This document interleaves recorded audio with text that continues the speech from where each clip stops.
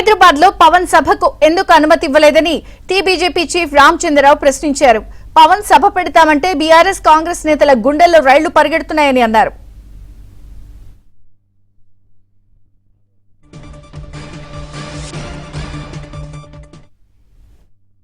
ఈ రెండు పార్టీలు మళ్ళీ తెలంగాణ సెంటిమెంట్ని రెచ్చగొట్టే ప్రయత్నం చేస్తూ ఉన్నారు. ఏదైతే ఈ అంశమే కాదు, రాజకీయ అంశమే కాదు, తెలంగాణ ప్రజలకు సంబంధం లేని అంశం ఉంది ముందుకు తీసుకువచ్చి మళ్ళీ తెలంగాణ ఒక సెంటిమెంట్ని, తెలంగాణ భావాన్ని రెచ్చగొట్టే ప్రయత్నం ఈ రెండు పార్టీలు చేస్తూ ఉన్నాయి.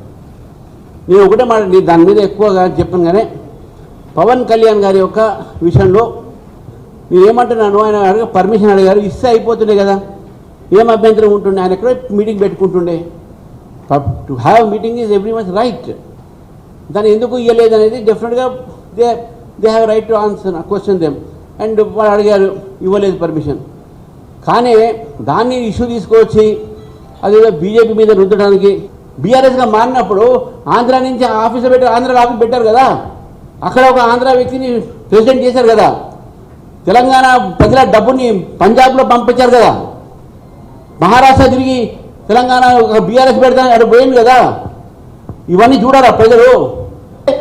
మేము రాజకీయ పబ్బం కోసం మీరు ఈ తెలంగాణ సెంటిమెంట్ వాడుతున్నారు ఒక వ్యక్తిని తీసుకొచ్చి. దయచేసి మీకు నిజమైనటువంటి ప్రజల మీద ప్రేమ ఉంటే ప్రజల కోసం మీరు ఏం చేశారు, ఏం చేయబోతున్నారు అని చెప్పండి. కానీ వ్యక్తులను తిట్టి మా బలం పెరుగుతుందని చెప్పేసి మా పార్ట్నర్స్ని తిట్టి మాకు వాళ్ళని తిట్టి ఇది పద్ధతి కాదు, ఇది రాజకీయం కాదు. ఈ రాజకీయం అనేది చాలా చౌకబారు రాజకీయం. ఇది తెలంగాణ వ్యతిరేకులను మీ పార్టీని మీరు ఎట్ట చేసుకున్నారు, తెలంగాణ వ్యతిరేకమైన సిపిఎంతో మీరు ఎట్ట పొత్తు పెట్టుకున్నారు, తెలంగాణ వ్యతిరేకమైన మజ్లిస్ పార్టీ ఎట్ట పొత్తు పెట్టుకున్నారు. Why did you join hands with them?